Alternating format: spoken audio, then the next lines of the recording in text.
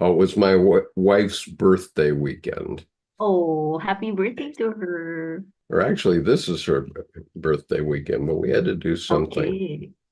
Um, She's an August uh-oh. person. I've I have a little, You're recording already? okay, just a moment. I have to fix system. Okay. Okay, can you still hear me? No. Yes, I can hear you loud and clear. My sound is, I had to change it. Okay. Now can you hear me? Now I can't hear you. Yes, I can hear you, and I think you can hear also my dog. So, Yeah, I can hear you now. Okay, wonderful. okay. Thank All you. right. Yeah, sorry. I had to do something on my computer the other day and it made me change my sound ports. And when I haven't done that, what happens is get um, I get feedback, and so I hear what I'm saying, plus it's Mm, coming back to me from my computer from YouTube. yes. So okay, let me just wish Art a good morning.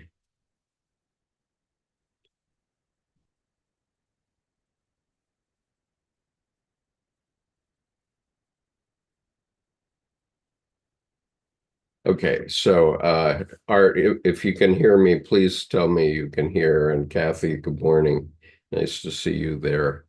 Um, oh boy, so madness this week with the Olympics, and I had a lot of um, doctor's appointments because I have to get ready for the school year, which starts on Friday, and at least for students.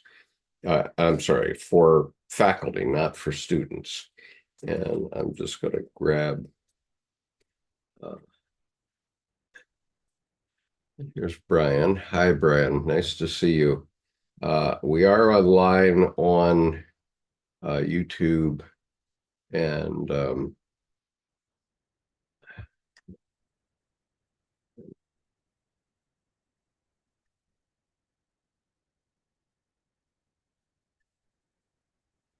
see. Okay, I'm trying to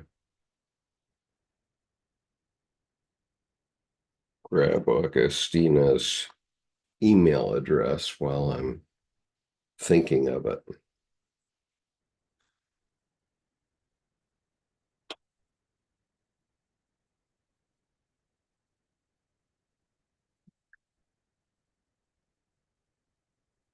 All right, good. All right. So, Augustina, tell me something about your Jungian studies. I'm curious where how you're coming, um, what brought you to this session and to our sessions generally, because I hadn't met you before, and I'm thrilled to know um, where people are from. Oh, thank you, Skip. I'm communications practitioner in the Philippines, and I'm also I was a film student, film grad, way back. Caroling has always been an interest of mine, Oh, okay. since I think high school days. I've Really? read about his life and his works. I particularly like his dream works. Yeah. When I was trying to figure out my course for college, I psychology was part of the Hmm. choice, but I Hmm. ended up in mass communication. Uh-huh. But the interest for analytical psychology has not left me, and I now I think I want to do more work in the arts and using the arts as a healing tool. And Ah, because of my yes. film background, I'd like to mesh those things Yeah. together. So there's the art, the imageries, and then the dreamworks. And I wanted to be guided by the principles of Jung. Mhm. but it can be very technical for me since I do not have the science background of things. And it's still cryptic language for most part. So Yeah. that's why I'm so Well, glad when I saw your group on YouTube. So yeah. that's it. So Really. I hope you'll listen to the videos that we did with Colleen Kibert in Mhm. early July when we were talking about Confluence 24, 25, I guess, um, where we, in previous years, 22 and 23, we got people physically together, Wow. once in Helena, Montana, and once on Mount Madonna in California. And that was a very expensive endeavor for people. And so we realized that we do have a following around the world. And so we decided to do our Confluence online for the most part, although uh, we have committed to once a year getting together to do a pop-up art show someplace. And I see I cut my chin this morning, so don't mind me. It's okay. But anyway, I hope that you will take a look at Colleen Kibert's book.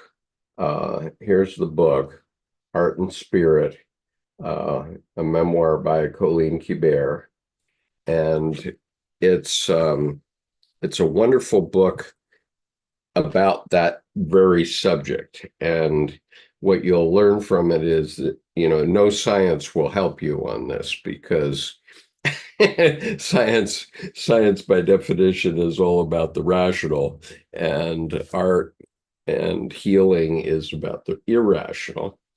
um, and so we're learning this for ourselves. We're discovering it as we go along, and so I hope you'll stick with us. Are you an artist, Augustina?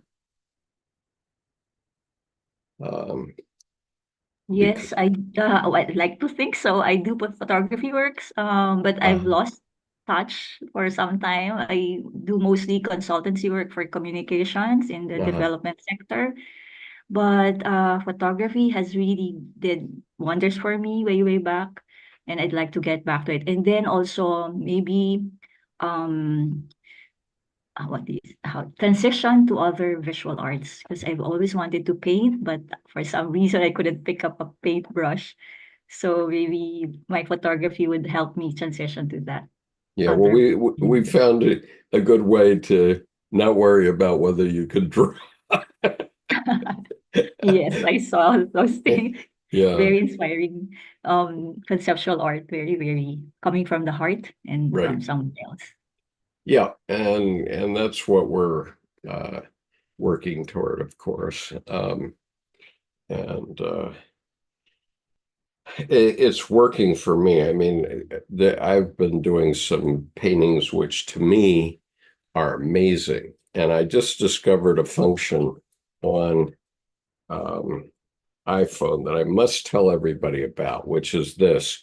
Um, if you can bring up a one of your own images um, on your iPhone like this, you see bring it up and then scroll up so that you can see the caption underneath where the caption is. And when you do that, you get this link, artwork. And if you click on that link, it AI will tell you all the other people in the world that have done an artwork very much like this. And so here are all the other, here are famous artists, one and two here, plus other people who have done a very similar piece to the one you've done. And that is a phenomenal thing. Jordan, you definitely have to put some of your work into this and try it out. Uh, Mm, yes.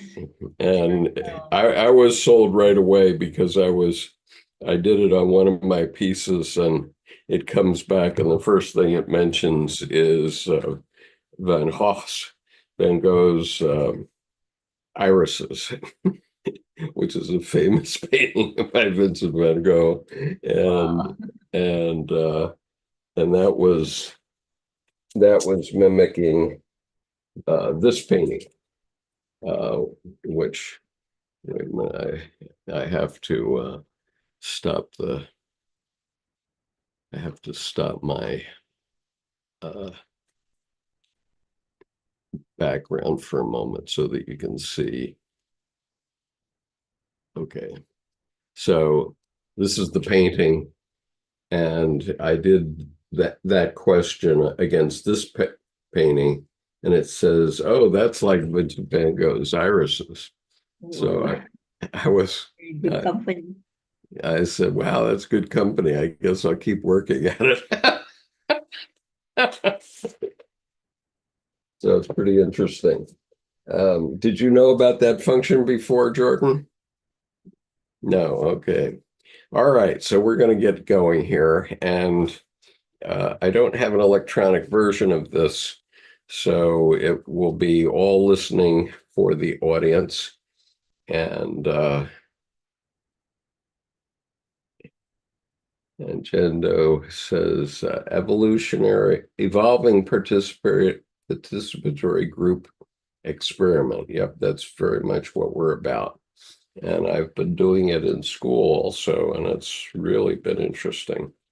Okay, so this is the title of this essay, and we're reading from the, oh God, Jung's Red Book for Our Time, Searching for Soul Under Postmodern Conditions, which is edited by Murray Stein and Thomas Arst. And so this has a series. Uh, there are 5 volumes. This is volume 1. There are a series of 70 essays by Jungian analysts about the Red Book. And so Paul Bishop is a very famous writer in the Jungian field. I think he is not a Jungian analyst. He's has another specialty, and but in any case, he's well known in the Jungian community. So here's what he. Oh, and so there was a subtitle to this essay, which is Plato, Goethe, Schelling, Nietzsche, and Jung. And I'm hoping Jordan will know some things about these other authors because I know precious little. Okay. In his papers in the Library of Congress, William McGuire records the reaction of Richard Hull, a translator of Jung's works, when Agnella Jaffe showed him the Red Book. Hull described it as full of real mad drawings with commentaries in monkish script. I'm not surprised Jung keeps it under lock and key. this this reaction, unquote.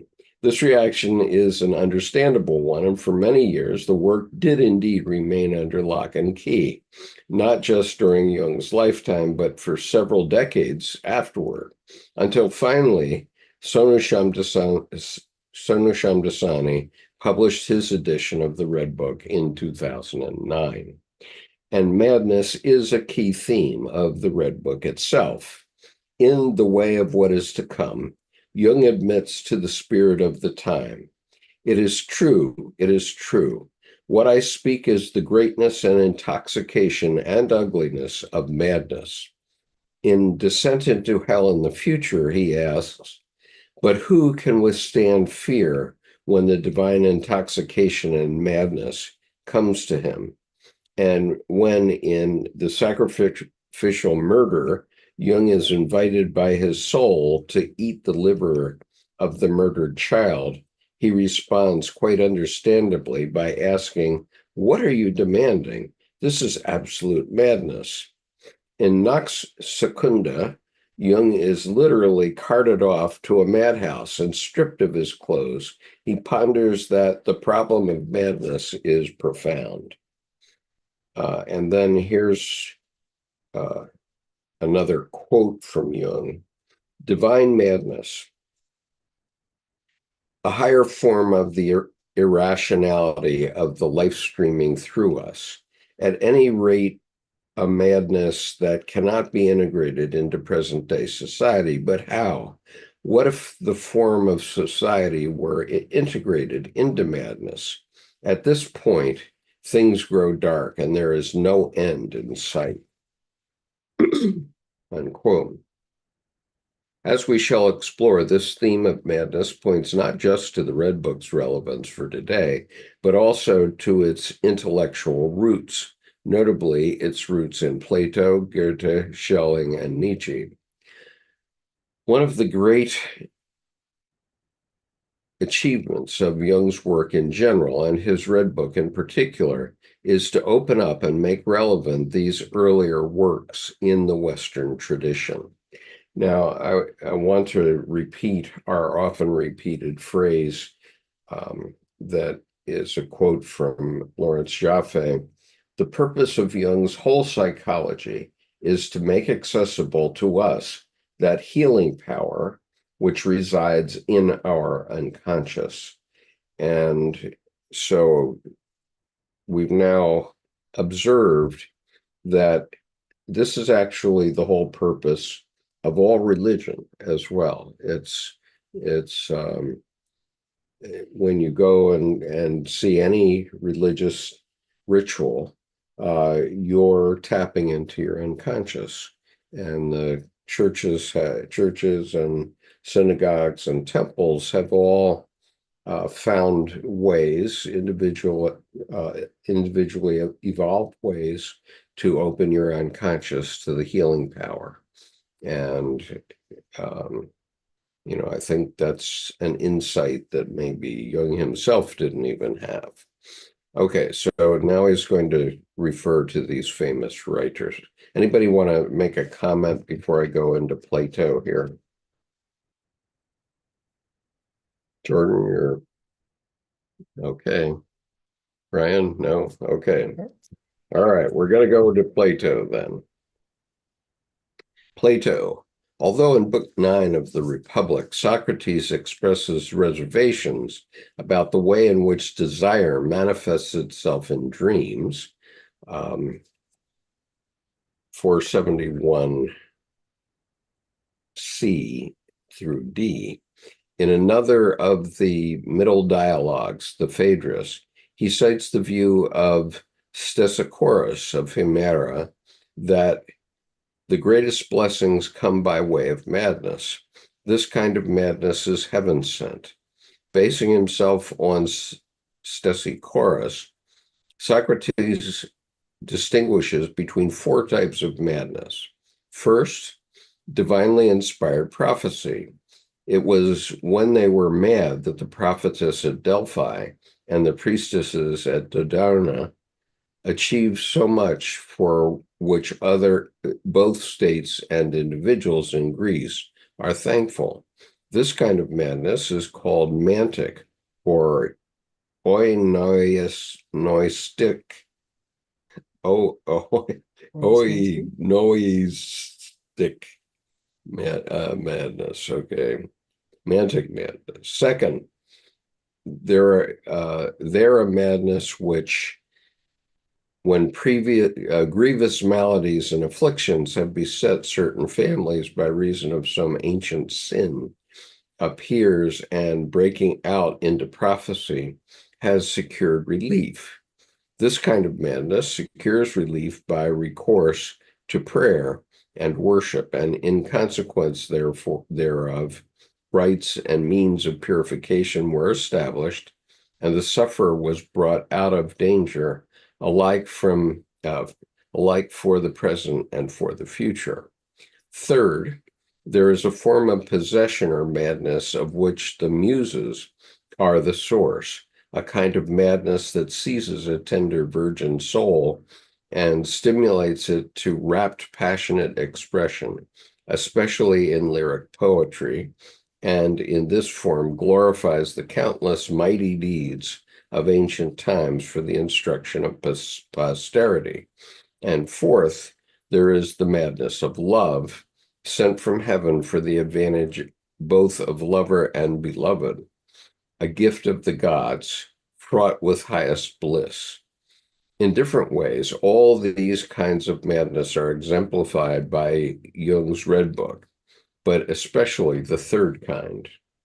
I'll go back and read the third kind again. Okay, the third, there is a form of possession or madness of which the muses are the source, a kind of madness that seizes a tender virgin soul and stimulates it to rapt, passionate expression, especially in lyric poetry, and in this form glorifies the countless mighty deeds of ancient times for the instruction of posterity. Okay. Further on in Phaedrus, Socrates resumes, consolidates, and modifies his argument as a distinction between two kinds of madness, one resulting from human ailments, the other resulting from a divine disturbance of our conventions of conduct, and subdividing the divine kind into four types ascribed to four gods: the inspiration of the prophet to Apollo, that of the mystic Dionysus, that of the poet to the muses, and a fourth type, which we declared to be the highest, the madness of the lover, to Aphrodite and Eros. Now, love or Eros turns out to be a major theme of Jung's Red Book, although it is arguably not its only or most important theme. For Jung's stance on love is, one might say, in a state of constant equivocation. In On the Service of the Soul, Jung recalls Christ's teaching that God is love from 1 John 4:16. But he adds that you should know that love is also terrible. In the conception of God, in the conception of God, he reprises this view, asking, but what is more ambiguous than love? And declaring, love is the way of life, but your love is only on the way of life if you have a left and a right, citing the motto that Eine Gate ist, I'm sorry, I can't read the German, but in parentheses, it says to have one meaning is to be one-sided and leads to death. Jung praises ambiguity as the way of life. It allows us to move forward, just as using first one foot, then the other does. This ambiguity is reflected in Jung's relationship to Salome, governed as it is by love and fear in equal measure, and it goes on to become a constantly repeated theme. In The Magician, Jung holds in his hand a golden royal crown bearing the inscription, "Love never ends." And he refers to 1 Corinthians 13:8. And while hanging, Odin-like, from the tree, he ponders ominous things that are dangerously ambiguous and the distinction between heavenly and earthly love, or what he calls the mystery of the crown and the serpent.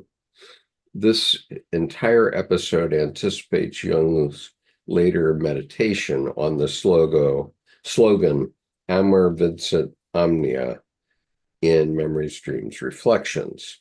In fact, in one of the most devastating monologues in the Red Book, Jung sets up a distinction between love and life, declaring that he will speak no more for the sake of love, but for the sake of life. That love seeks to have and to hold, but life wants more, and the beginning of things is love, but the beginning of things is life, a distinction he describes as terrible. When in Scrutinies, he returns to the theme of love. Jung's tone becomes decidedly Nietzschean as he protests that what you call love oozes with self-interest and desirousness. In Thus Spoke Zarathustra, Nietzsche had inveighed in no uncertain terms against the love of one's neighbor, when his Zarathustra declared, "You crowd together with your neighbors and have beautiful words for it, but I tell you, your love of your neighbor is your bad love of yourself. You flee away from yourselves and would like to make a virtue of it. But I see through your selflessness.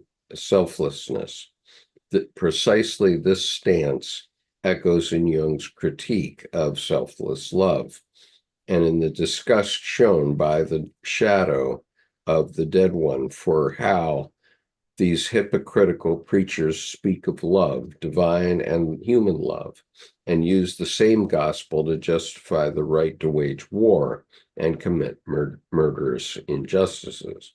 In fact, the only way in which Jung can find a way to unite hate and love is through a kind of technique of madness, that is, through remaining true to love, suffering the dismembering and thus attaining bonding with the Great Mother.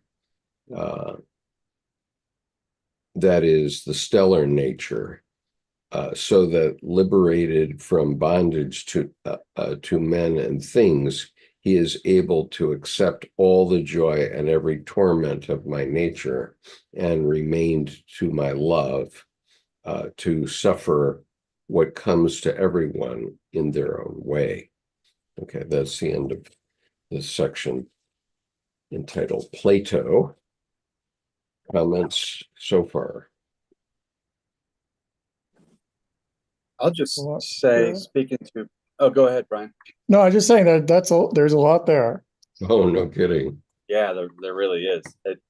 When he says precisely this stance echoes in Jung's critique of selfless love, and in the disgust shown by the shadow of the dead, et cetera, et cetera. It's interesting to me. I hadn't thought about this before, but precisely this stance, that there is stance and then distance. So stance and distance, or distance, is love of self and others. And I think that's really being brought up. And then, as Brian said, yeah, there's a lot here. It seems culturally it's a universal that how healing seems to break through, at least collectively, is in the mad prophet, the shaman, that there's something about transcending categories and custom and law and status quo, that therein lies the opportunity for healing. Yeah, and isn't that sort of the watchword of the Olympics? For example, the sense that we as individuals can watch these Olympic Games on a global basis, be connected to the world, and notwithstanding who wins the medals, the truth is that there's really not very much difference between all of us. I mean, in the 100-meter, you can take people from Africa, the United States, Europe, Asia, and there'll be less than 1 second between them. And many of these track races have ended with differences of a hundredth of a second between them. And it really shows the community of men and women around the world, the community of our species. And yet all those individual races were performed by individuals. We were all with them in the moment, but each one of them had to run their own race. It's interesting you bring up the 100, because I saw yesterday someone comparing how fast are we today compared to, say, Jesse Owens almost 100 years ago, and he's at 10.6. and we're at 9.59. And so it's 0.11 seconds, except we have these recycled tire tracks that, conserve and give back the potential energy. We have these shoes that don't dissipate the energy. And so you're, projectiling yourself forward with these tools. And they took fastest people and they ran them on those cinder tracks with those horrible, pretty much just wrap your feet with leather shoes. And they got like an 11.2. And so it's the fastest of the fast. Take, art drives culture, technology simply supports it, but the shoes and the track it's a whole 1 second, which is 1/10. That's a huge, that's 3 to 5% is margin of error, in experiments, and 10%, that's a number. So it's interesting that right when they pulled up the shoes and they saw the track, I remember track in high school, and the bouncy, if you ripped a piece out, they gave you a lighter and you just melted it back in. So it's, are we really faster? And it's no, and we're not. And so the relative to others, relative to past times, what that brings up to me is the timelessness, that eternal part of Jung. And, we each all come up with these same brilliant ideas. And, you could come up with $1 million idea, don't do anything about it. 6 weeks later, someone's already got it on the market. But then you look back and 100 years, 270 years, someone's done something conceptually almost identical. And so we've made so much progress. If I hop over to the political scenario now, there were 2 people on the plaza when I was sitting at my table yesterday, and they started going at it. But I did something I often do when I'm watching movement videos, is I turn my internal sound off and just watch the anger and the distortion in their faces to see who was angrier. And all I realized was, oh, look, there are 2 leper colonies arguing. And, each one thought the other was a leper, pretty much. And it really showed me how emboldened the juvenile aspect of the politics are. Me, I've got to be right. And honestly, that there's no self-confidence in that at all. So back to, we're not faster. In fact, if we think that, we have the hubris of being dumber. So anyway, thought. Yeah. And I think the real truth is we are the same. We are the same as we were, somewhere between 300 to 200,000 years ago. Yep. Homo sapiens emerged, and we're the same as the archaic 100,000 years ago. We're the same as the cave painters 40,000 years ago. We're the same as the Neolithics. We're the same as the Copper Age, Bronze Age, Iron Age. We are the same. We are them. Yep. And absolutely. And the only difference is that we discovered the scientific method about the end of the 15th century, and that allowed us to turn our intellect, our rational minds, into making something. I look at some of my paintings, and after I've done my doodle and my coloring of my doodle, it's still pretty amorphous. And when I did that little experiment to see who came up, and it came up Van Gogh, but essentially all the other paintings that were there that didn't try to make the color into irises were just too loose. And so we need the combination of the rational mind and the irrational mind. The paintings that just look like scribble or that look like just color on a page, and I've done a lot of those personally, so I know of which I speak, of what I speak. If you don't have the rational coming through, which is the rocky lines, your eye doesn't know where to look. You're not guided at all. And I know Colleen was talking about the idea that the worst thing that an artist can do is to fail to show the audience where their eyes should go, right? You have to be able to read the painting, and if the artist hasn't told you in the image where to look, then you get lost in it, and then it's his unconscious, not yours, and that's fairly meaningless, I suppose. Well, I think bringing up your point there and back to Brian's point of, we've been the same for hundreds of thousands of years.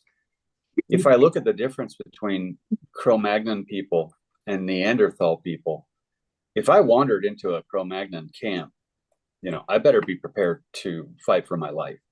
Absolutely. And if I wandered into a Neanderthal camp, what do you want for dinner? They tell me a story. They're going to be social. And so you get the outright hunter in the Cro-Magnon and the outright gatherer of souls in the Neanderthal.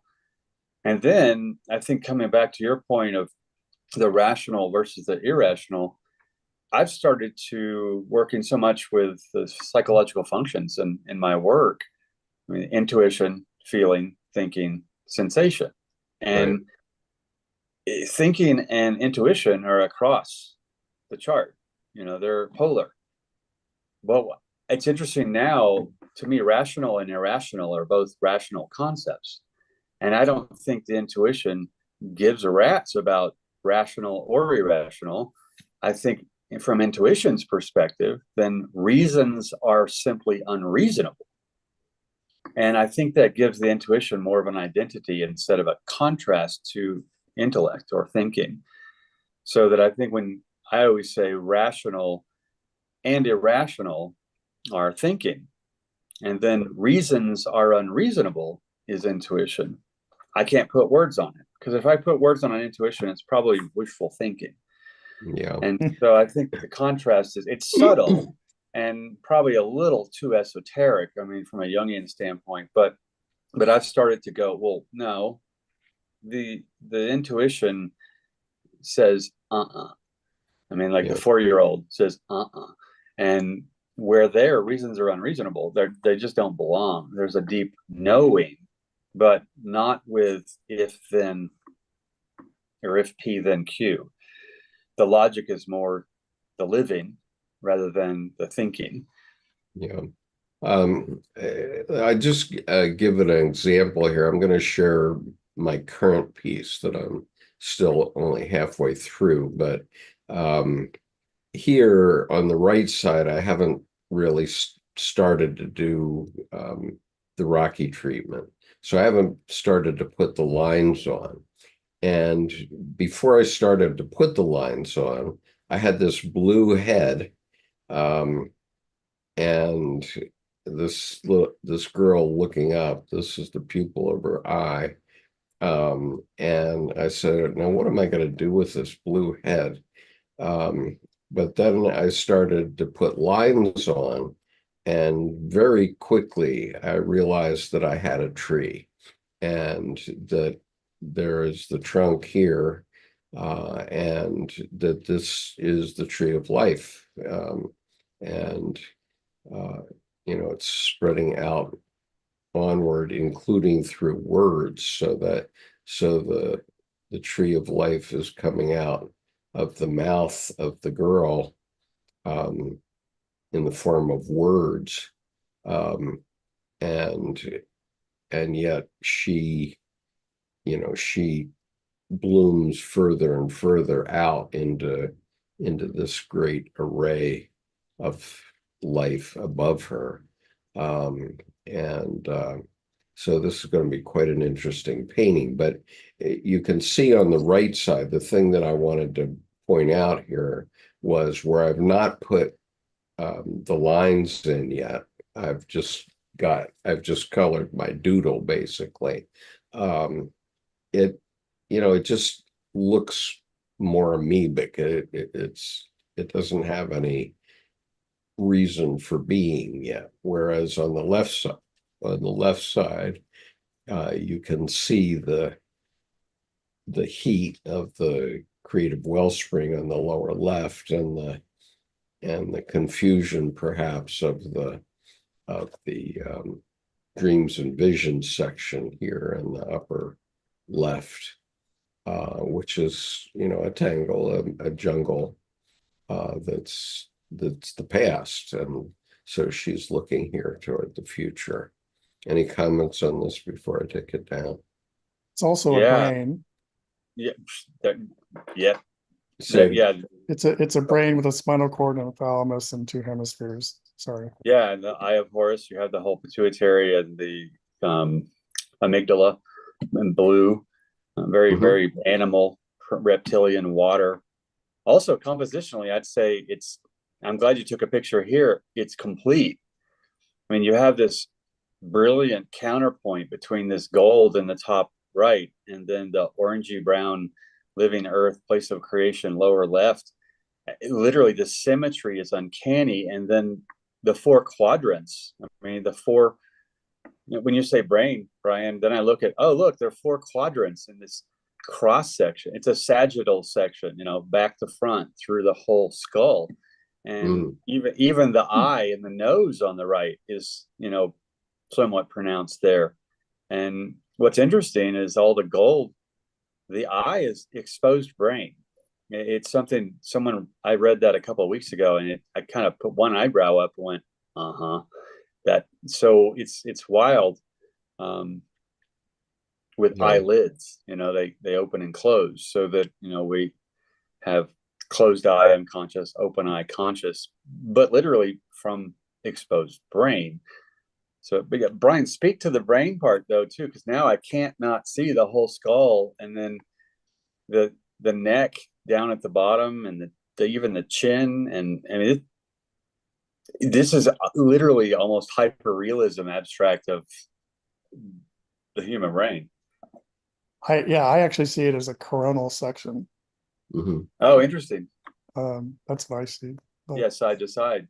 yes, I don't see body parts except for so I see it as a left right hemisphere and sort of brainstem with spinal cord. But but that's to impose previous experience and categories onto something that may actually be about something completely else. Yeah, and it is something else for everybody. Okay, that's part of the point of these paintings, in that they're alive. You cannot find everything, and you never will find everything. There are so many, you can already see so many faces in it at different levels, different dimensions. Well, even Brian saying this, the coronal section, side to side cross section versus me seeing initially sagittal section, front to back or back to front. When you were talking about the tree, I went, oh, is it a cross section of the tree looking up or down, where the blue was the trunk, cut through? So all these different, literal slice and dice section perspectives. And now that Brian said coronal, I'm like, oh yeah, I really don't see the eye of Horus. I don't see the whole amygdala and that piece. You're right. I'm kind of going crossways through it, and then I start to go, oh, well, there's this and there's that, and then the right and left hemispheres are not identical, and then the spinal cord going down with all these Mhm. veins coming off the blue, and arteries. I love that the perspective easily has that healthy ambiguity of, if I shift my focus, the whole scale is redirected. Going from sagittal to coronal sections that's a 90-degree change. It's a whole different slice. And now that, what's been seen can't be unseen, now I'm like, oh, coronal, what do I see now? So it's like, I like that you brought that up, because the flip 90 degrees is actually more opposite than the flip 180. Mm-hmm. Yeah. Okay, let's go on. And Roman Candle Star Spider says, definitely seeing an eastward facing pterodactyl with a big blue heart and nice healthy pink tongue. Interesting. See? Yeah. No, there's lots of things in this, and so the amazing thing is, I have the feeling, and this is going to be a birthday present for my eldest daughter on her 50th birthday this December. My progeny will never be able to throw this painting away. It might burn up in a house fire or something, but they're never going to be able to throw this painting away, because everyone will get a personal relationship with it. Well, what's interesting about that too, and then all the different perspectives, that it reminds me of, when people say good art or bad art, and I'd say, well, it doesn't need the adjective, it's just art. But Mhm. art is like the word Q, Queue, Mhm. which is visually and literally self-defining, because it's the letter Q with 4 silent letters standing in line. And what's interesting then is, if you give voice to the U, E individually, you start to get all these perspectives. They're all in the Q. Mhm. But all you have to do is say the letter Q. But then you say, well, what do you mean, the word or the letter? And so it turns back on itself in the beautifully strange ways that I think lead to the multiplicity of perspectives that are all, it's not correct or even right. They're just all alive. Yeah, absolutely. And one interesting thing that was crossing my mind is the pronunciation of the word Kamala. And I heard her describe how her mother pronounces it when she's pronouncing it in one of the Indian dialects. I don't even know what dialects she would have been using, maybe Gujarati, but for her mother, this is Kamla. Okay, it's the first half of comma, and then la. But when you say Kamla, the other A comes into it. You don't have to pronounce it out as we do in English. And so now I see that um, she's Americanized her pronunciation, so it's Kamala. But What's interesting too, though, about all of those is, rarely have I seen a word, name or otherwise, with more than one inflection point. In fact, if there's 2, it's mispronounced. mhm. Where's the emphasis or the emphasis? Kind of thing. But when you say Kamla, oh, 1, 2, and then Kamala, there's 3, and it's interesting because it's like, well, how'd that happen?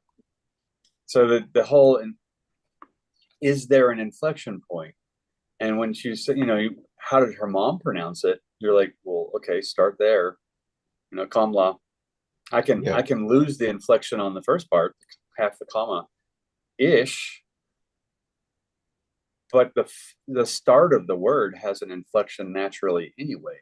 yeah, It comes being. So it's, I don't know. Inflection is an interestingly strange forensic to me, to how to deal with meaning, even in language. Yeah, How to get a context just from how something is inflected. but what happened to me is now that I've heard it as Kamla, as her mother pronounced it, I can't think of it any other way. Mm-hmm. Right. And I hear the middle A in there, Kamla. Mm-hmm. Right.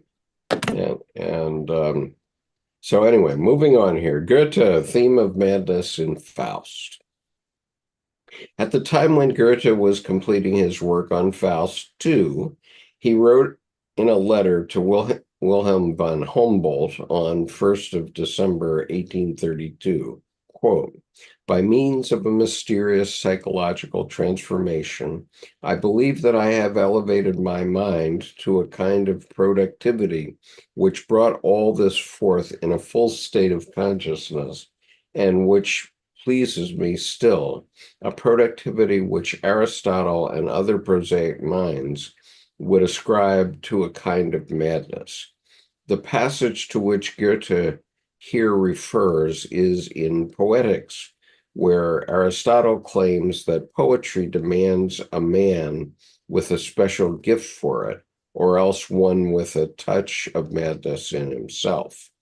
Subsequently, Wilhelm Dilthey explored precisely this theme in his lecture, Poetic Imagination and Madness, making experience in Goethe's ability to conjure up his mind's eye the picture of an imaginary flower. This is an example of the power of the imagination that caught Jung's interest too. This kind of creative madness is explicitly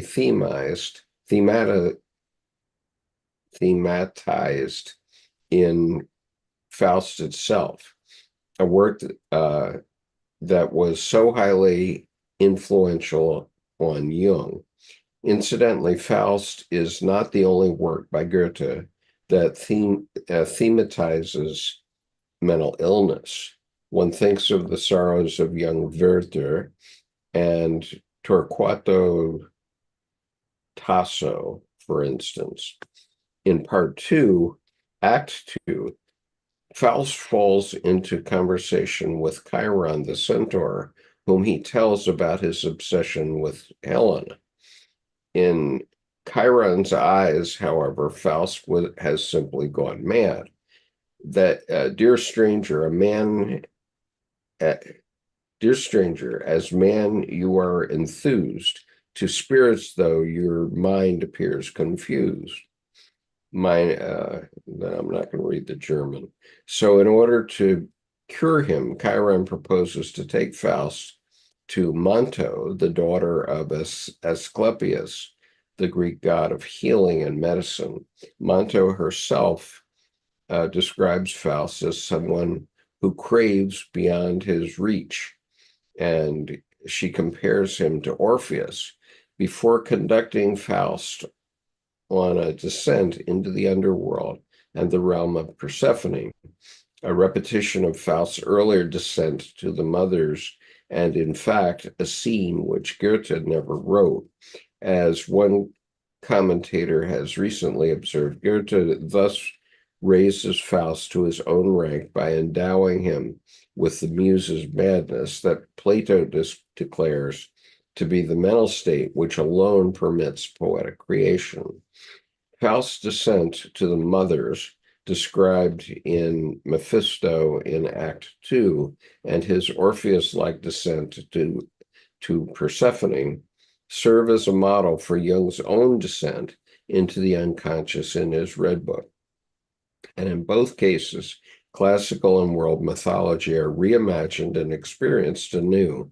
And Goethe was not the only figure in the age of German classicism and romanticism who revived the ancient discourse on creative madness. Okay, I'll stop there. Comments? Just name, meaning, etymology, the daughter of Asclepius, Manto, that's new to me, but also Hygeia is the daughter of Asclepius. And I kind of wonder if they're the same character, because Hygeia is well-being. So Asclepius would be Brian, medicine. And then then hygeia is then the well-being, which is the purpose of medicine, the health part, and so declares to be the mental state which alone permits poetic creation. I would say permits poetic creation, part of medicine, the poetic creation of healing, health, living.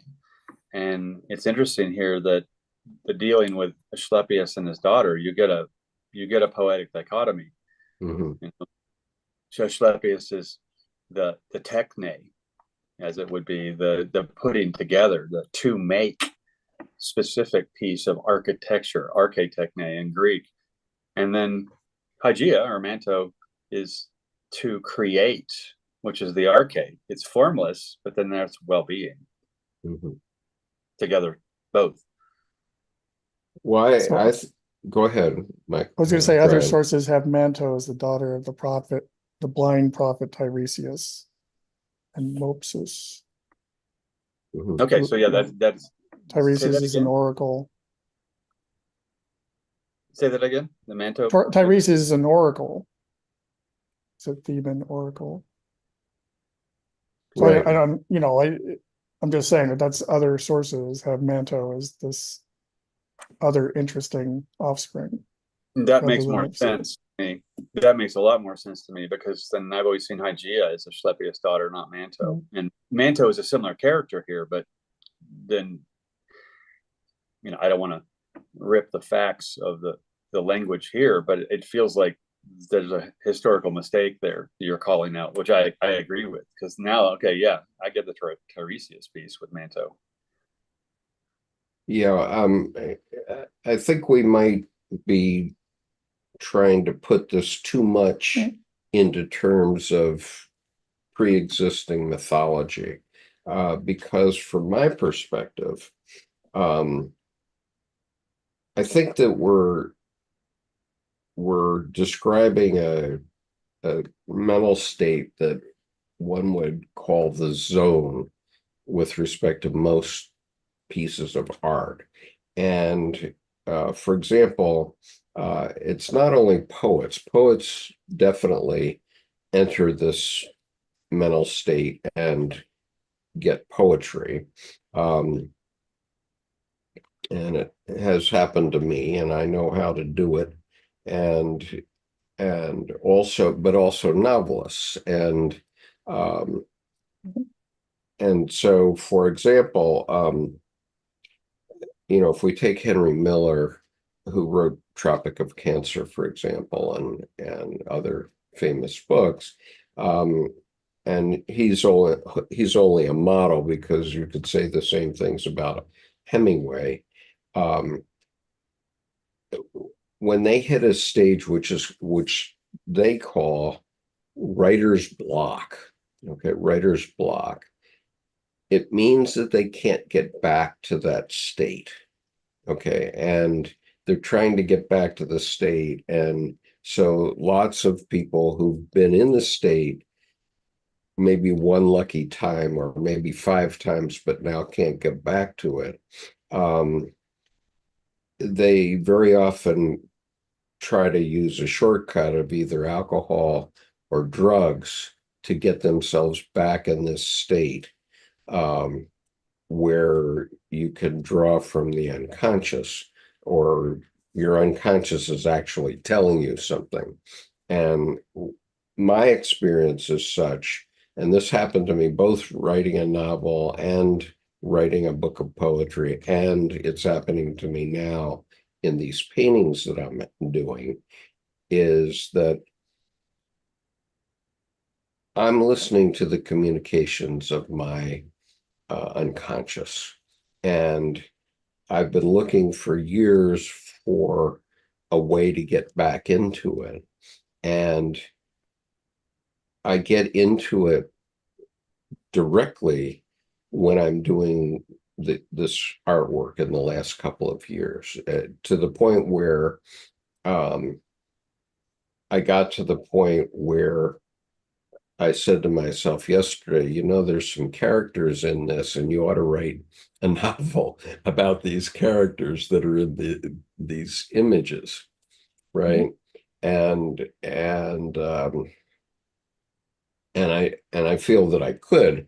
And the reason I didn't write a novel after 1993 is I was literally afraid of my unconscious. I was afraid of going there again because there were certain aspects of writing my novel which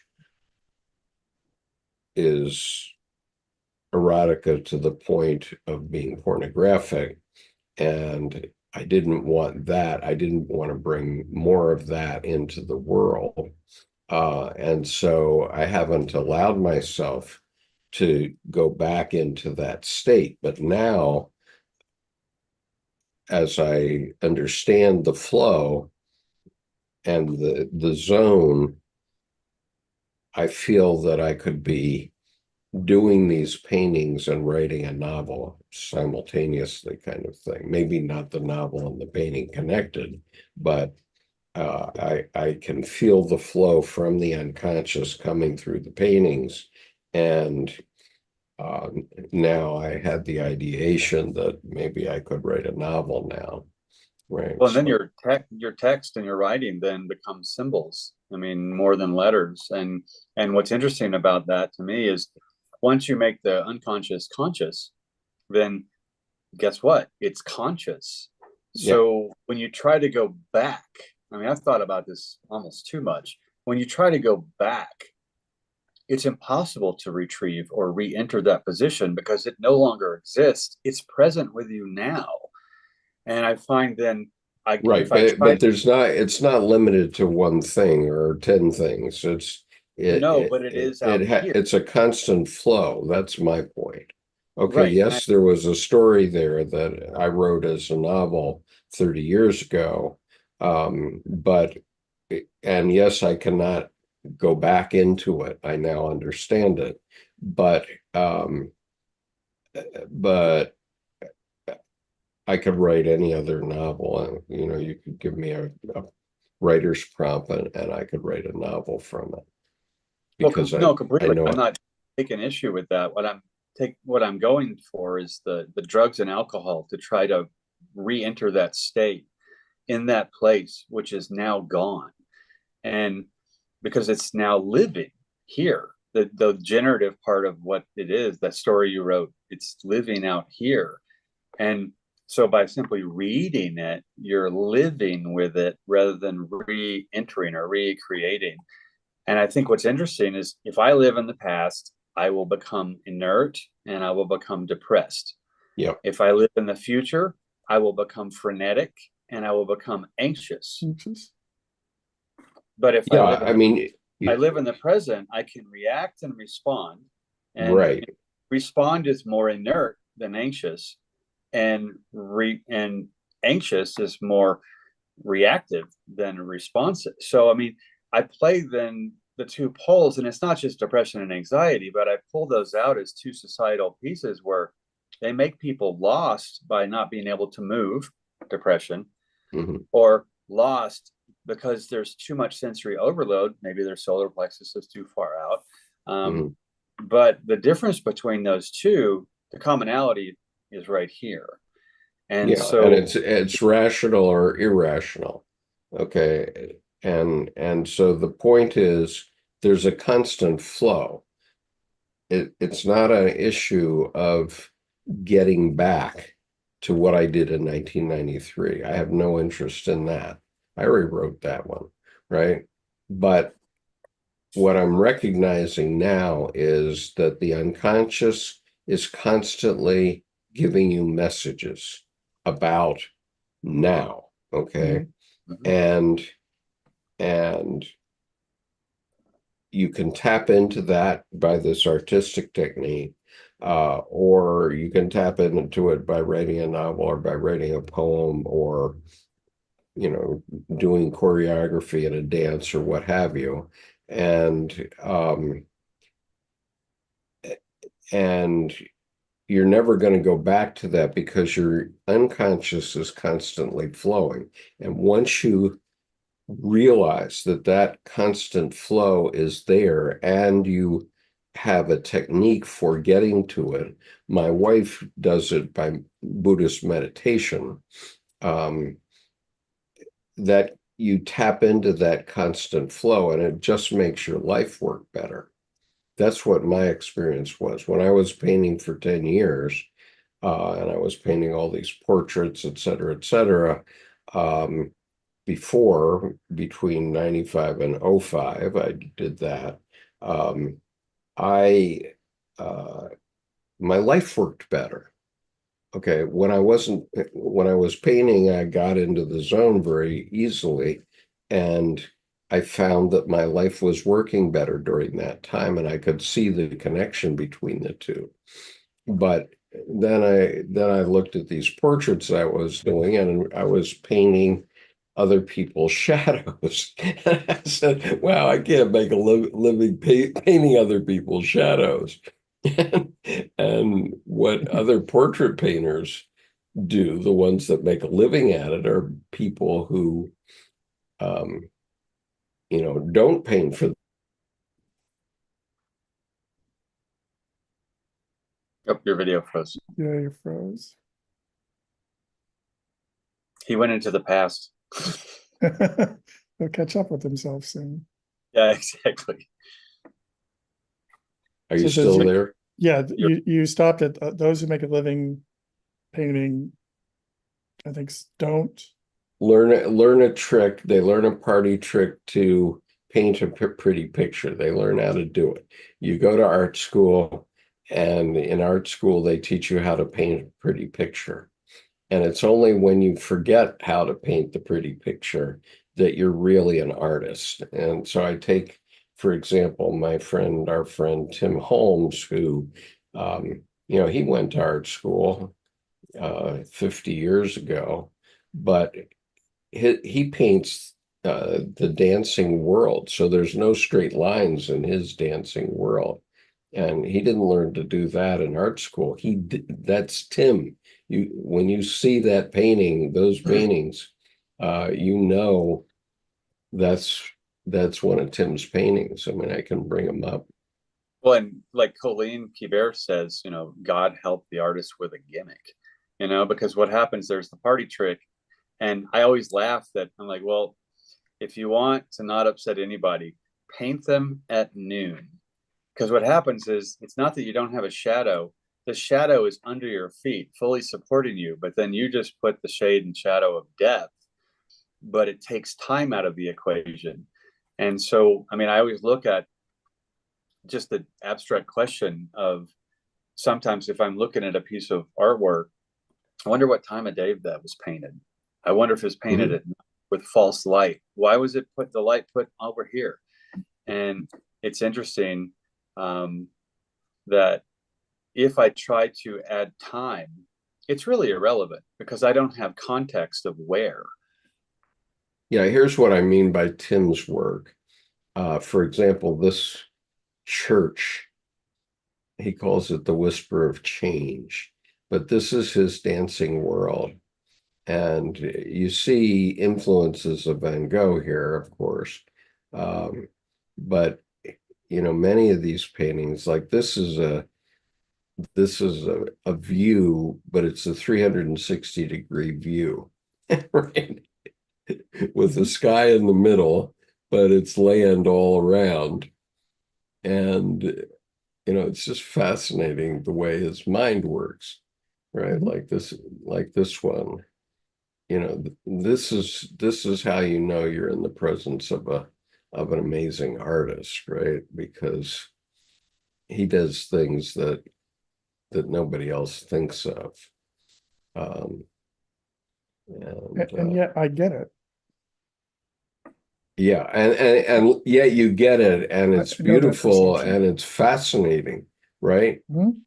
I mean, for example, this church here, this is a fascinating painting, really. And they aspire to clouds. These mountain views that he's painted are, really beautiful. And then this one, the one on the left, this quick view of Into the Wild Night.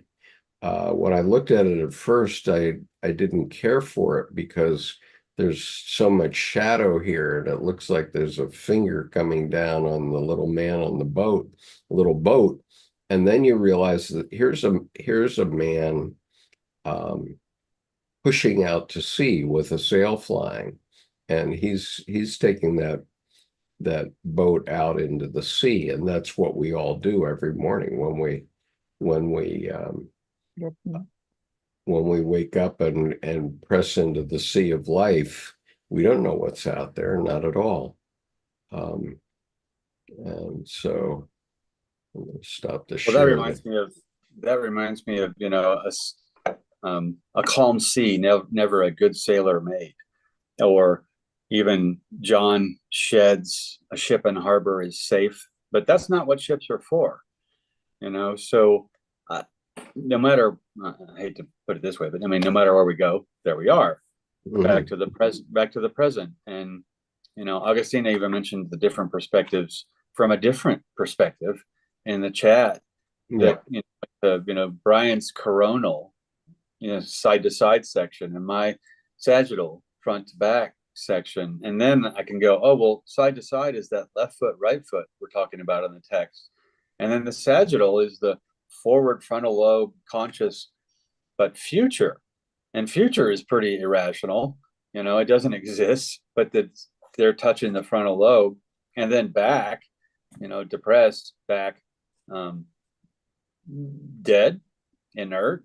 Well, but it's touching the vision center in the back of the head, you know, and the unconscious pieces that, you know, not this, is it the cerebellum, the little piece that's the small brain back there. I mean, there's a whole opposites to I mean, Fred Astaire, Ginger Rogers in the front, Ginger Rogers and Fred Astaire in the back, side to side, the same. And so you start to get this community of how do we connect, and both within and outside. And then Brian's perspective, then mine, and then Christina's in the chat. They're not all opposites. They're just dignity and difference. I mean, there's just which way am I looking? You know, and right. So I do want to read a few of these comments that are here. First, I'll read Augustina's, and for those of you on YouTube, you can't see this chat, but I see it on Zoom because Augustina is in our panel here. And she says, about Skip's painting, just had an aha moment as everyone was conversing about the piece. Remember the experience of those 3D digital art where a hidden imagery can only be seen when the eye and the brain do a certain shift of focus. I saw from the top view ahead a profile looking to the right, when at the start it was basically a two-dimensional image of colors and lines. And she says, Skip, the unconscious constantly flowing messaging about now, making it life better. Wonderful point about the element of the shadow in the artwork, Jordan. Thank you. Okay, and then there were a couple of comments on the YouTube side. I'll start with some of the recent ones. Christopher Raymond says, it appears to me as the micro and the macro, as above, so below. And Roman Candle says, definitely seeing an eastward facing paradoxical gaze. I already read that. Many blessings to you all. I am not being disrespectful. Jung, beautiful work, Skip. You could issue your own set of projective card sets. Rorschach-ish. Yeah, okay. Creative nirvana, that'd be the coolest thing, Skip. That's astounding. And Christopher says, it's been said that the future affects the present, which is quite fascinating. And I think that that's a good point for us to talk about, but I want to go on with these quotes first. Let's see. Christopher says, Claude Monet said he didn't really get good until his vision started to go. That may be true. Well, and his optometrist friend could look at your eyes and go grind a pair of lenses. He knew, and he ground a pair of lenses and handed them to Monet, and Monet put them on, and immediately shook his head, threw them down, and crushed them with his foot. So too clear. That's not the way I see. And so, he was pretty much comfortable with going blind or blurry. And Richard says one's fingerprint is never as more present than in one's artwork. Absolutely true. I mean, you could go into witness protection, but if you started to publish your artwork, the bad guys would be able to find you. No doubt. So, okay. Well, I like the point about the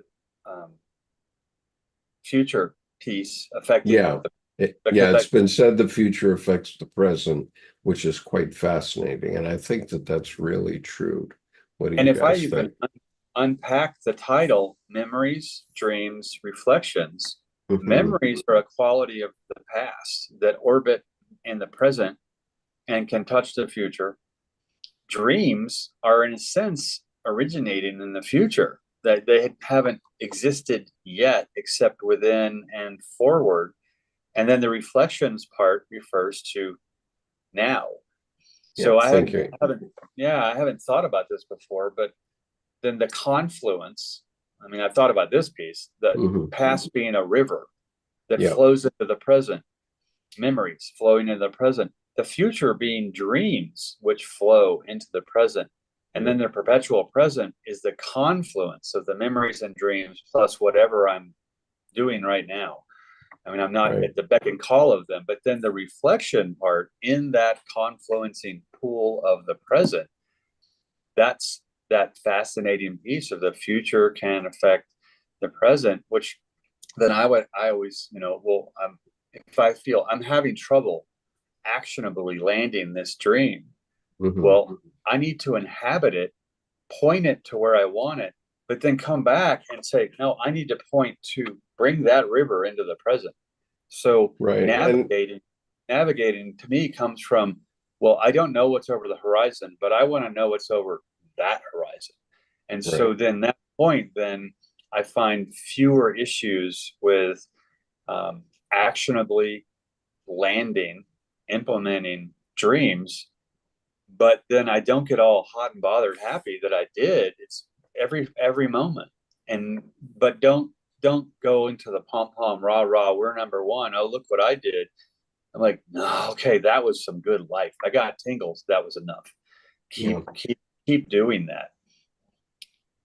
Yeah, one of the other amazing things about the Olympics is it every 4 years puts on display how humanity is changing. And so there was, if we look at the gymnasts in 1976, Nadia Comaneci just blew the world away with her perfect tens on all the Olympic apparatuses and so on. But Nadia and her coach both became Americans, and I think Katarina Witt, who was a famous, I forget whether she was a swimmer or a gymnast, but anyway, Katarina Witt became an American. And so in the Olympics, what you see is a country that's filled in America that's filled with plenty of money for training and so on. And you see the sports that we haven't put as much attention to. And even the men's 100-meter 4x100 relay, for example, where the egos of all those men who want to be the fastest man in the world didn't allow them to learn how to pass a baton. And I learned that in junior high school, because you don't look back and get the baton over your shoulder. You hold your hand behind you, and probably every middle school track coach teaches kids how to do it properly. But those guys hadn't done it. Their ego didn't let them ever learn that. Yeah. Not. And at the same time, so then you see, the U.S. has just dominated gymnastics after the interest of 1976 got focused on women's gymnastics, and all of a sudden the U.S. has just dominated it for I don't know, 30 years or so now. But then you see in basketball now, we're getting more and more people who, yeah, they'll come to the U.S. to play basketball, but when the Olympics comes around, they go back to their home country. And so now you see in the basketball that there's a chance that America won't win the gold medal. I mean, back 40 years ago when they started with the Dream Team, who was going to win in basketball? Well, only U.S. played basketball at that time. So, but, the French yesterday gave the men a run for their money. And today, the French women are doing that in the women's game. And then we also can see the horrible judgment calls of committees in action where they added breakdancing, and I could breakdance better than those people. And who chose those people? They looked like they were flagellating on the ground. I mean, it was like someone's having a seizure trying to do aerobics. It wasn't breakdancing. And I can imagine how many people who aren't even professional breakdancers, just cool street vibe kind of stuff, are just not in amazement, just going, what's that? I mean, it in a sense, it's disparaging their art, disparaging what, because I thought, oh, cool, breakdancing, this is going to be amazing. And I went, well, what's this? I mean, did someone anesthetize half their body and then push them around so they're just flopping? I mean, it wasn't, it was interestingly, I'm like, who chose those people to, I mean, I can't even use the word compete. It's like, anyway, but well, that and was so strange that was. And also what we're seeing is how the races have converged in more countries than just the U.S. now, so that the Italians have Black Italians and Asian Italians and so on, which you never used to see that kind of thing, and you're seeing a lot of mixed race athletes. They're actually better than the athletes of one race. They're actually more beautiful, and they're faster. They're better.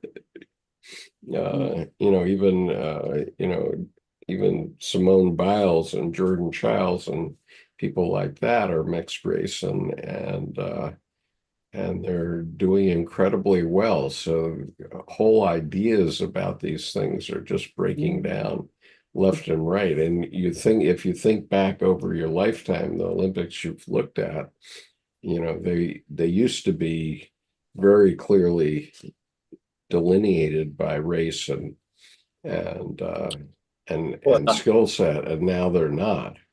Well, in the whole, in one way or another, we're all kind of mutts. And yeah, sure. I look at me, and brown eyes, used to be brown hair when I had some, and and then the silver hair that had red in it, and in the beard, and blonde and black and brown, and I'm like, well, that's because I'm Nordic. I mean, I've got Moorish, I've got Egyptian, I've got all, we're hungry, we're Norsemen. Yeah, we all came from the Africans at first, right? So we just changed, we just lost our melanin. Okay, we're going to go through one more of his observations here, which is Schelling, and then we'll save Nietzsche for next week.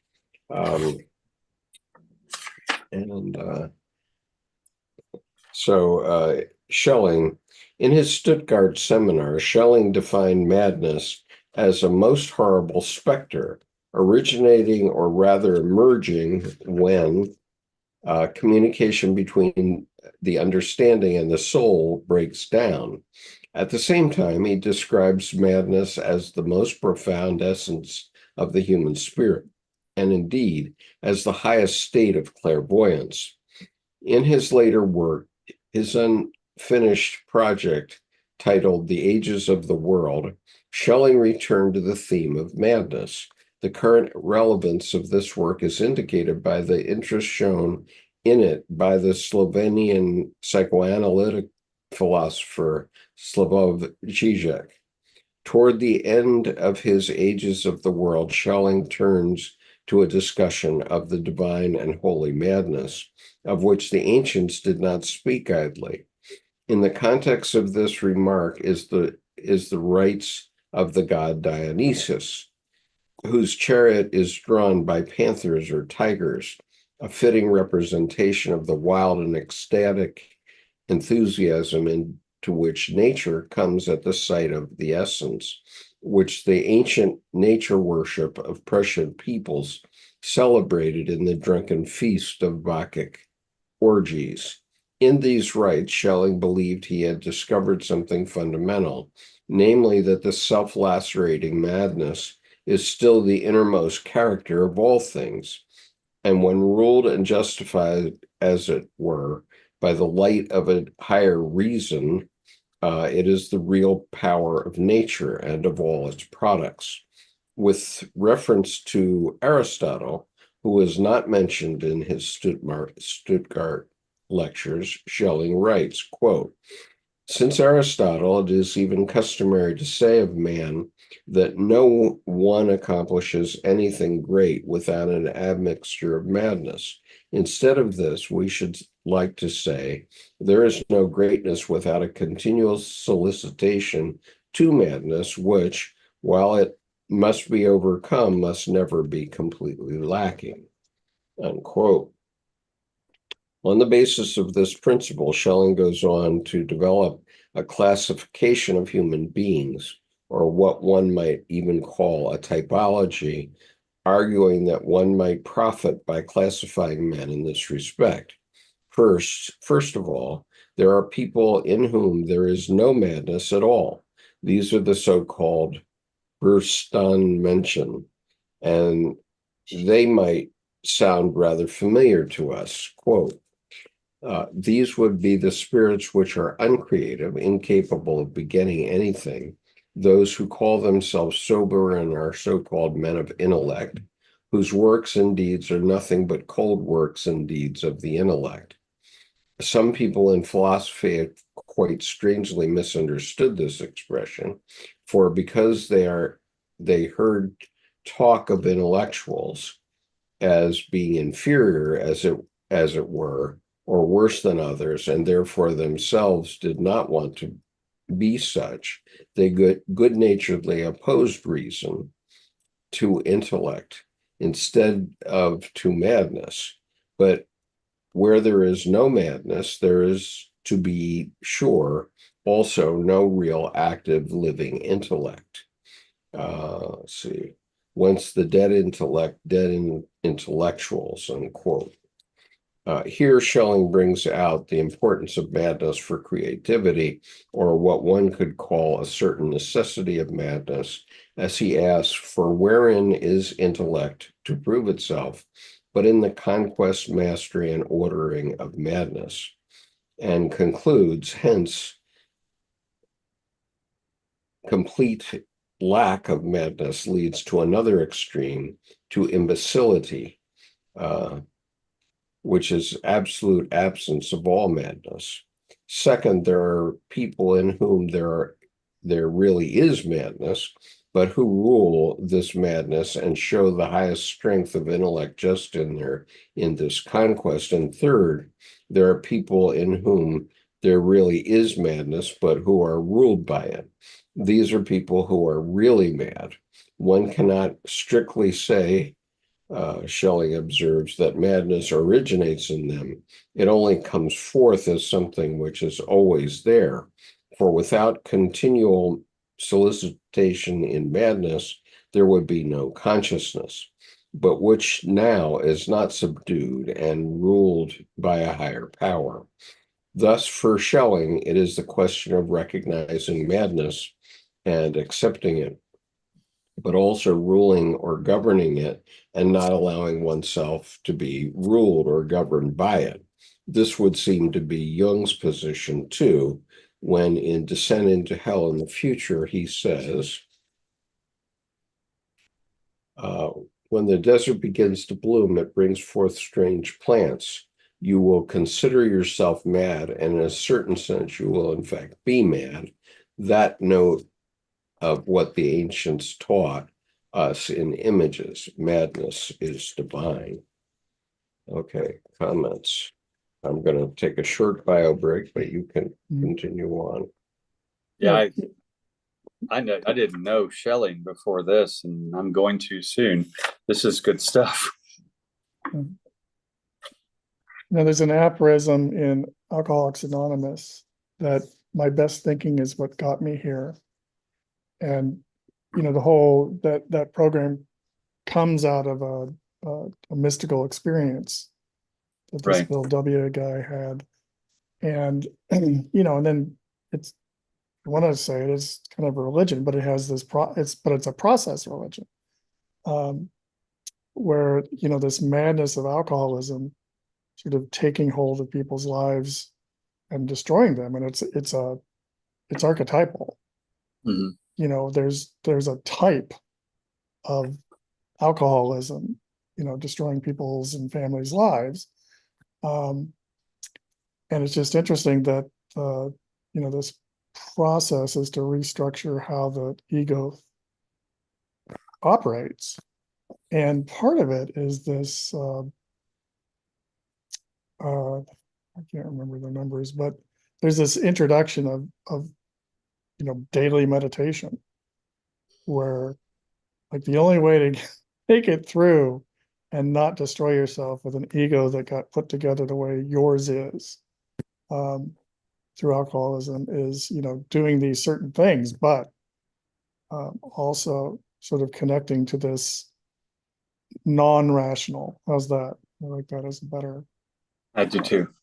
rather than irrational, but non-rational source.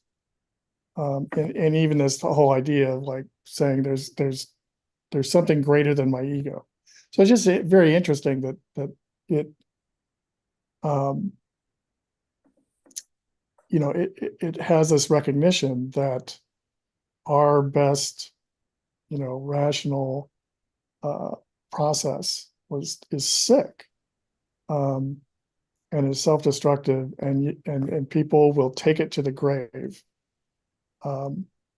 or you can do this other thing of setting aside ego as driver, setting aside all these constructs about pride and taking responsibility, but ultimately that our thinking is suspect. And I love that you brought all that up that way, because then success comes from wonderful decision making, and wisdom becomes from horribly poor decision making. And then you're not disparaging, you're not shaming the past that got them to right here. And then in a sense, they're not trying to heal that, they're trying to live this. to take responsibility for the past, but this whole idea of like, you need to take with a grain of salt your thinking, because your thinking is what got you coming through the doors of an AA meeting, and therefore that the only way out is to like relativize the ego, and then to also develop a connection with this non-rational source. It's interesting you say that, because I told someone yesterday, who stopped by my table just to talk, and I said, well, everything in moderation, including moderation. And he just starts laughing. He goes, sobriety's fine in moderation. It's like, and I'd never heard someone go the other way. And it was implied, but I just started laughing, because it was, oh, he's free. There was a whole, that kind of humor that came from a certain freedom and no shame and guilt. that like got you through the door kind of thing. And Yeah. that's good stuff in that. And like you said, Bill W., it came from pretty much a transcendental experience. I mean, and from Jung, the disorder of Jung had no idea that he, fathered the influence for then Bill W. to create something and make something from that influence, all his own. So now I'm going to take exception to using the term madness, because it seems to me that, okay, that has explained unusual behavior maybe for the last 3,000, 5,000 years. But the reality is what we're talking about here is actually the flow of the unconscious in real time. Okay. And the reality of our lives is that 95% or more of everything that we do is run by the unconscious. The unconscious runs our entire body. It replaces our body every 7 years. All the cells. It doesn't replace your bones, of course, but your bones are actually a dead part of your body.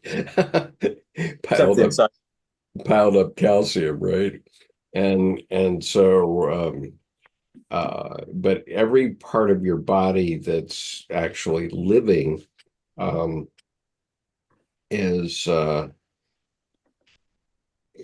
working with the unconscious, communicating with the unconscious on what to do. And your heart knows how to be a heart every day of your life, right? Yeah, until it's not anymore. And that, right. And so, and all that happens unconsciously. So what I'm talking about now is, why go back to Schelling? Okay. Why go back to Schelling? Because he was doing his stuff, a couple centuries ago. And what we have to do is learn how to harness this incredible flow of the unconscious. The unconscious tells us what to do constantly. It just told me to have a bio break, for crying out loud. And so, our unconscious is telling us stuff all the time. And what we have to learn is not to be afraid of it, to harness it, to recognize that, okay, when you need to go to the bathroom, you have to go, right? We learned that when we're a year and a half old, right? And so, that's part of, that rational piece that your mother teaches you is something that everybody learns. It's rational. When you have that urge, you're going to go to the bathroom, right? And so, all parts of our unconscious are working, and we need to learn to tap into these higher functions, these artistic functions, if you will, these creative functions.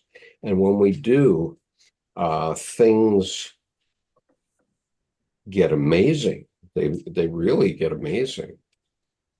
Well, no, it's interesting. I hadn't thought about this way before, but the whole bio break piece being automatic and autonomic and natural, except if you don't have the tools. For example, what is it? Einstein said, never judge a fish dumb by its inability to climb a tree. And, if someone is born without sphincter tissue at the base of their bladder, they have no bladder control. So they may just go. They don't know how to do anything except hope there's a vapor lock to make it to the bathroom before they jostle. And then if surgery corrects that, well, then yes, back to your point. But my point going into that is, don't judge yourself non-rational because you don't have the same tool as someone else being crystal clear rational, because that's not your rational. So I think the rational being, I like that Brian penned it non-rational instead of irrational, because I think then that's a better respect of the intuition part of the non-rational that has nothing to do with rational, except it's gas in the gas tank. It's toxic to intellect, except if it's the fuel of action, then it's not, but it's contained. So I think simple point I'm making is make sure that you don't judge yourself inaccurate or incapable because you don't have a particular tool. Right. How do you insert verb? How do you Well, have it? and how do you get a tool? You get a tool by deciding that you need that tool and keep going at it until you have it. And so this is what Malcolm Gladwell was talking about in the book, where he was talking about geniuses who are people like Bill Gates or Stephen Jobs or other people who they spend 10,000 hours um, working on something, and they get a breakthrough. They see something that the rest of us didn't see. Okay, and it's kind of one of the reasons I come on and do this Zoom call every week, because at some point I saw well, these are some ideas that need to be spread around the world and rethought.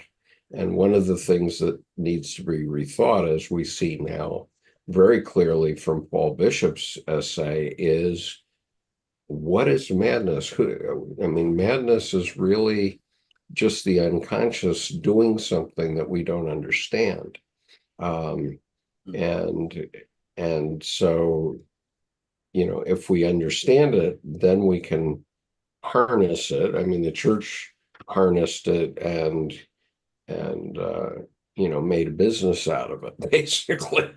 All the Well, churches, all the religions, they saw something happening from the unconscious, and they, in all the different ways that they did it around the world, they, each one of them evolved a system for ka-ching, mhm. for giving people work, right? Well, and even Dr. John Jackson lecturing at the Creativity and Madness seminar in Santa Fe each year.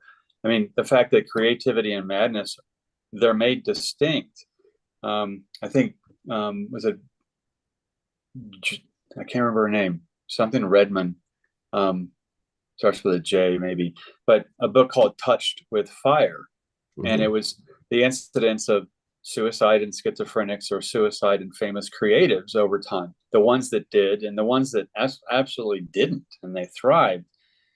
And then modern day, notwithstanding what we have been taught about psychological disease or psychological problems, Dr. Georgia Ede at Harvard has taken a group of, I think, 30 or so chronic schizophrenics. I mean, from some for 3 years, some for up to 30 years, an average, I think, mean of 10 years, put them on a ketogenic diet, pretty much carnivore, and what's interesting is within 2 weeks, some of them are fully functional. And within 6 weeks, all of them almost were fully functional, meaning that schizophrenia was more of a complex brain fog that stifled development early on. So, slave diets were traditionally porridge and grains, keep them brain fogged and complicit.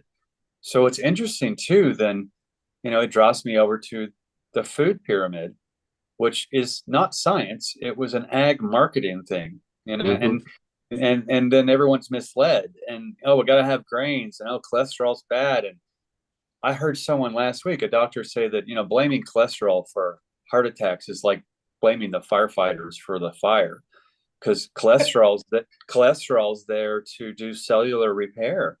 And so, autopsies, sure, there's lots of cholesterol hanging around. Well, because it ran in to put out the inflammation, except, boof, it's caught at the scene and blamed for the crime, which goes into the lies.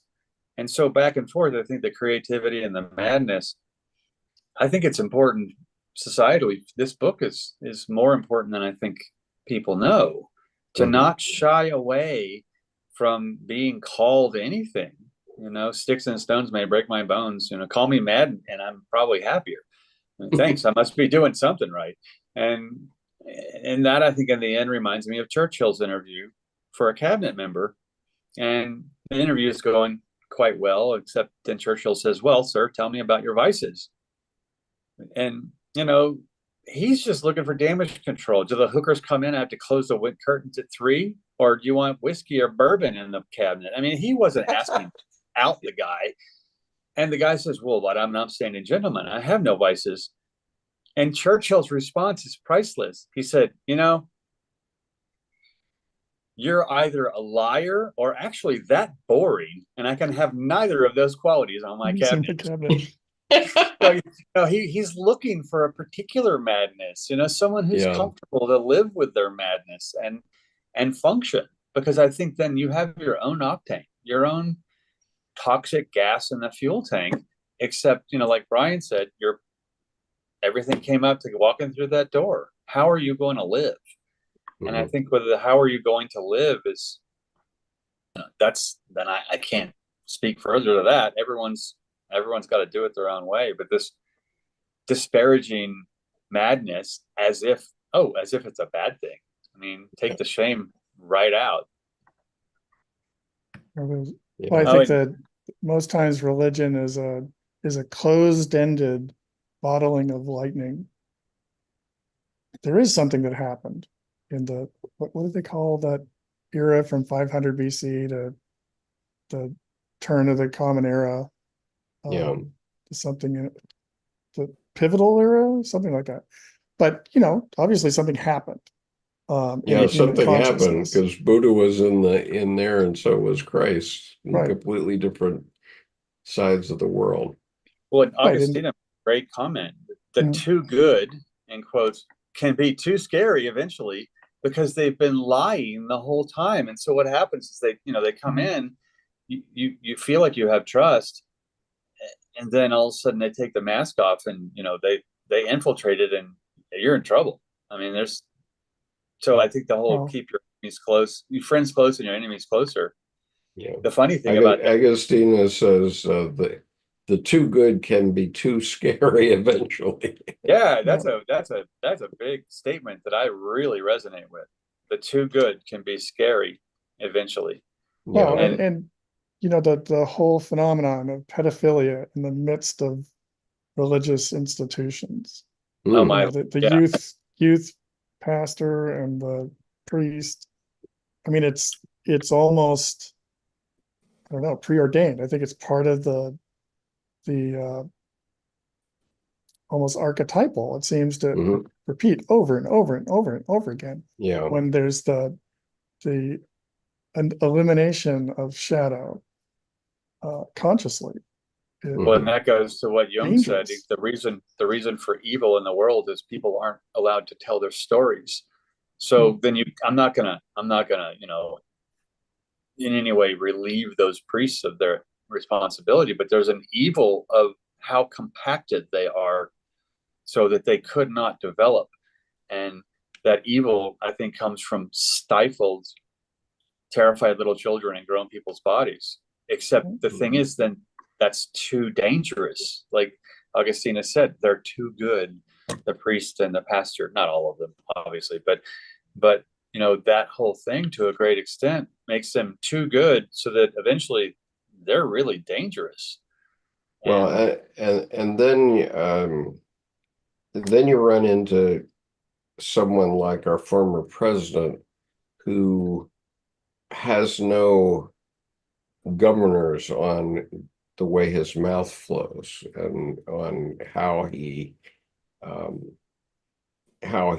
suggests things, and it can become a psychic epidemic, which it very clearly has done in the United States and around the world, basically. And so the question is then, how do you cure the psychic epidemic?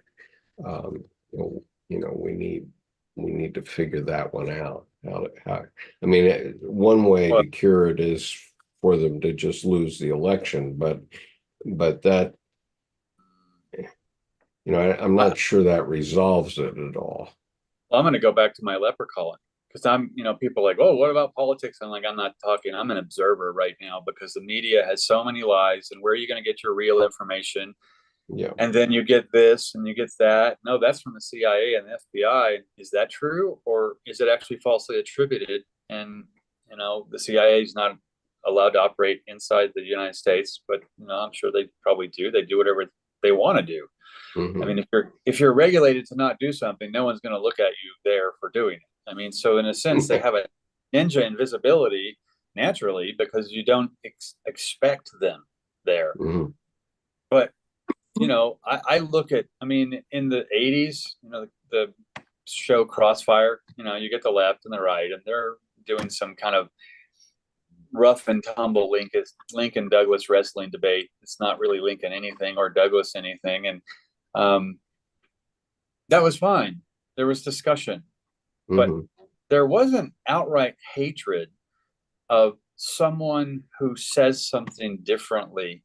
And I'm not going to say good or bad or indifferent for either, but I see a bunch of not so much civil war. I find a bunch of leper colony people fighting lepers. I mean, it's always, they said this or he did that. I'm like, well, what's your substance? Tell me about you.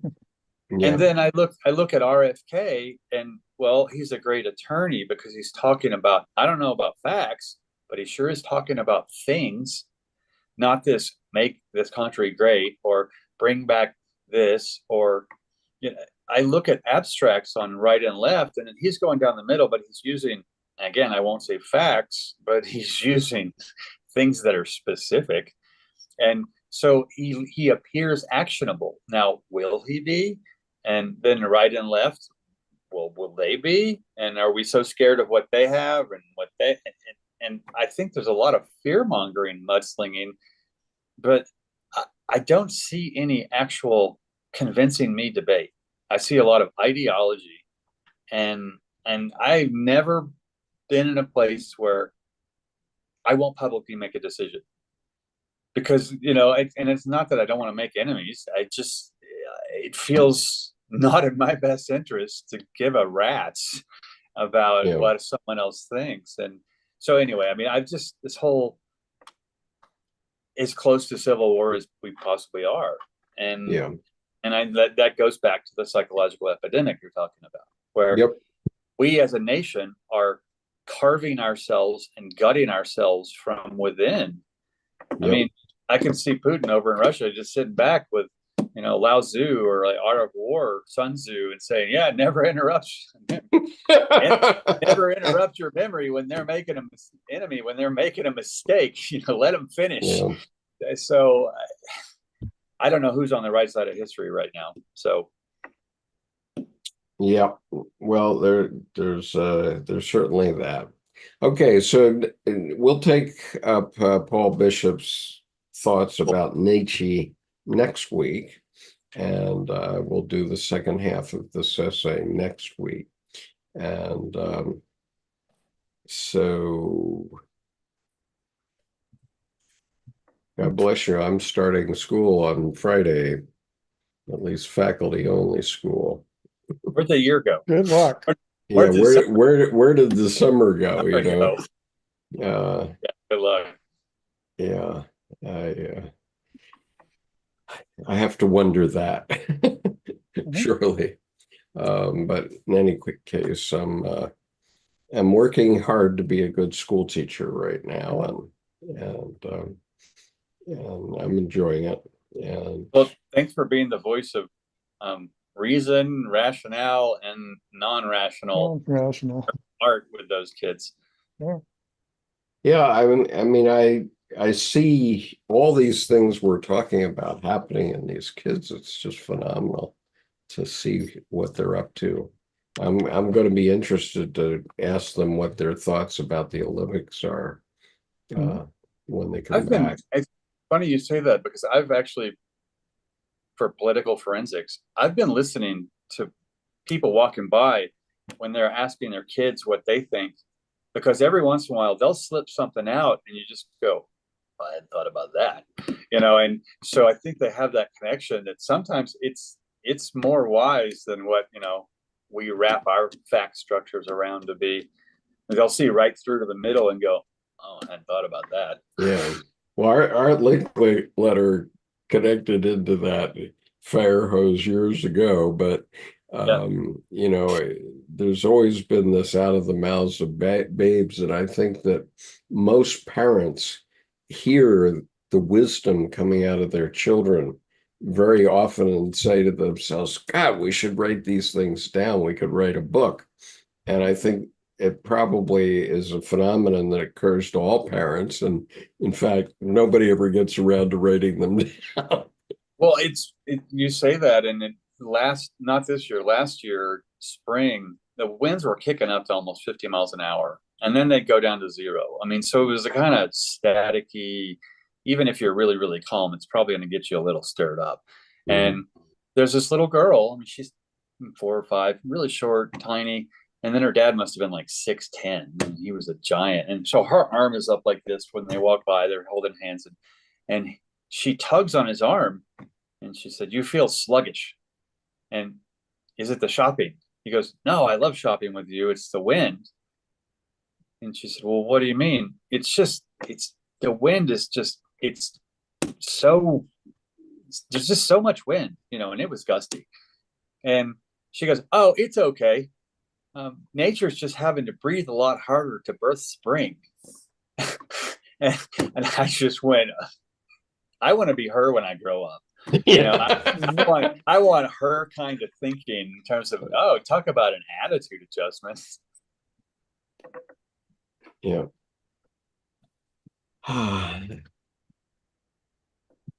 So I will see you guys next week, All hopefully. right. Sounds Yep. good. All right. So take care, and thank you, Augustina, for being here with us. And we'll look forward to chatting with you again in the future as you gain your voice. We don't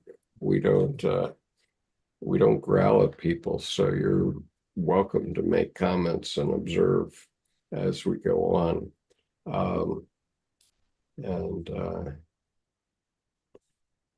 So anyway, peace, everyone. Have a great week, everybody. I'm going to just make sure I have Augustina's email address here.